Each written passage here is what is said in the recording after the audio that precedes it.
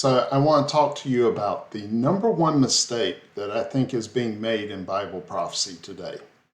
And that's simply that we overlook Israel. We we talk about Israel, but we always put it in the connotation of the church or Western Christianity.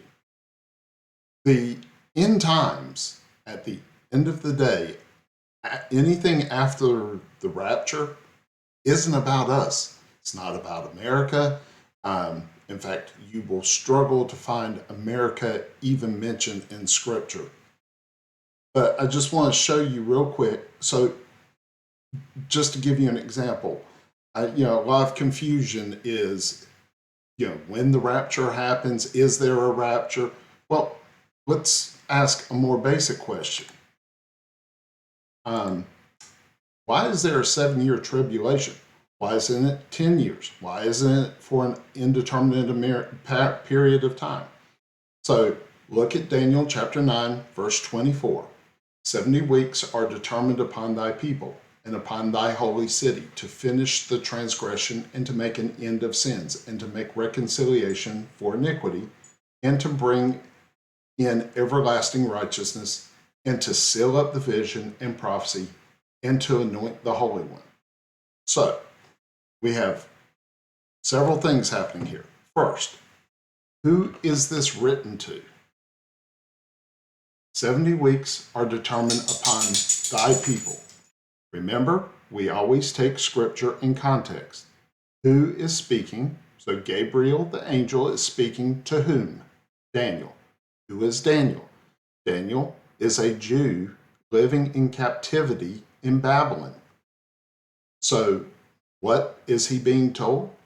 That there are 70 weeks of years, 490 years, that have been determined upon his people. And then the rest of Daniel 9 kind of lays out those 490 years.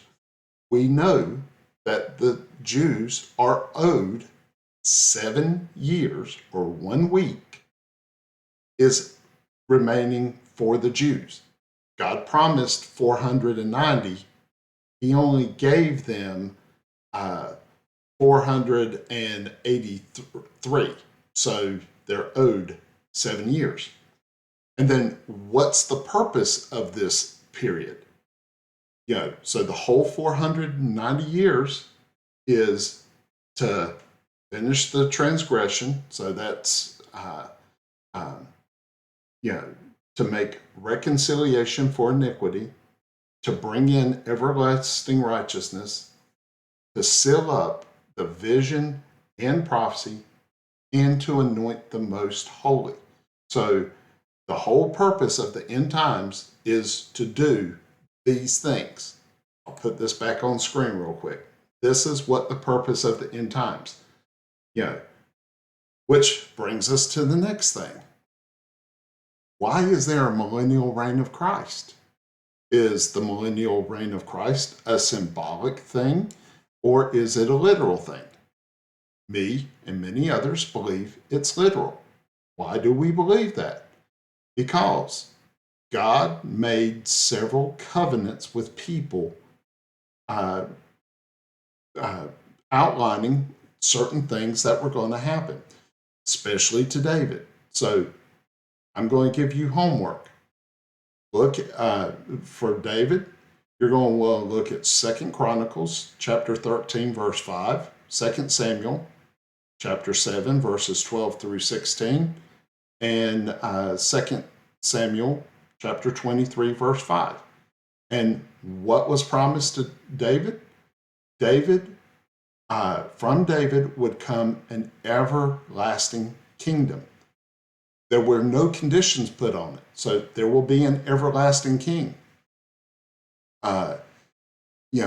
In several other scriptures, Israel is promised that they would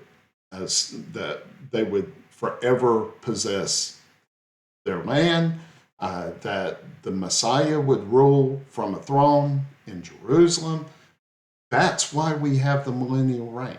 So the biggest problem we make as the church is we think that all the stuff with the end times has to do with the church. No. Everything has to do with Israel. Romans chapter 11. Read the whole chapter sometime. God is not done with Israel. Israel kind of got placed on pause while this thing called the church age is happening, but God is not done with Israel. He still has work to do with Israel. He still has unfulfilled promises to make good on with Israel. Everything with the end times, it's about Israel. It's not about America. It's not about the church. It's about Israel. And that's where I think so many misconceptions in Bible prophecy get made, because we try to figure out where does the church fit in this and that and the other. So that's it for today. So until next time, have a great day.